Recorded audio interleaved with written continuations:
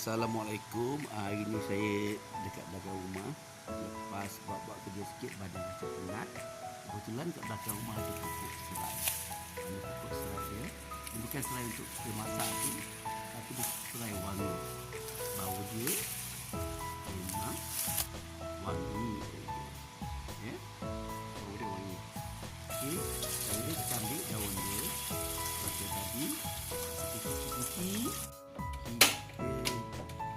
bersih, kita rebus dia. Ambil air dia dan kita rebus dia sampai air warna kuning. Kita ambil air dia dan kita masukkan ke dalam bekas air aquarium kita dan kita buat mandi. Biasanya mandi air serai bunga ni digunakan oleh orang bersalin, tapi macam kita pun boleh guna untuk menyegarkan badan. Assalamualaikum.